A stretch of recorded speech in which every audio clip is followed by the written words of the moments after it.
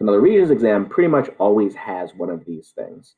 And it says, describe the sequence of transformations. They're usually worth 2 points, and you can get a point by getting one of the two things right. So you should always look and see if you can figure out what you think happened and then basically try those things.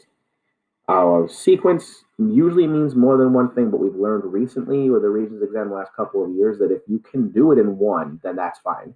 So you don't have to make more than one if you can make it happen in one. But normally a sequence is more than one thing. So if you can do it in one, be really certain you can do it in one.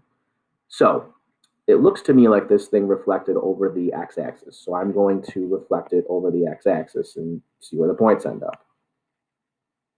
So A would end up there, B would end up there, C there, and D there. So now you've got to be careful here.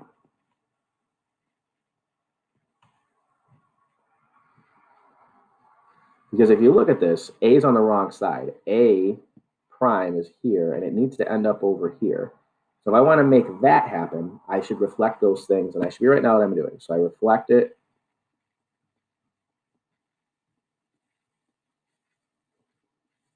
Okay, and I got to be ready to do this again if it doesn't work. But if I reflect these over the y-axis,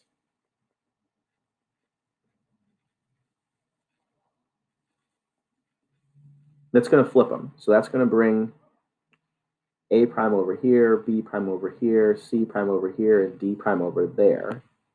That's going to make this one now B prime, that one A prime, that one C prime, and that one D prime. So now they're pretty close to being lined up.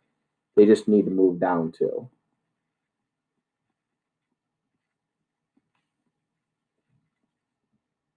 Okay, so now that's what I would come up with. There are always multiple ways that you can do these things. And as long as the points end up in the right spot, you're covered.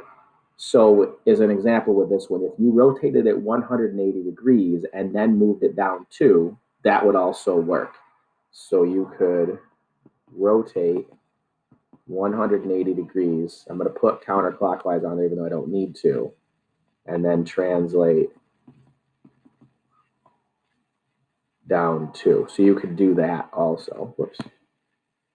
And there are a lot of other ones you could do. You could reflect it over a line that's kind of dead in the middle of them. But as long as what you write down works, then you're okay.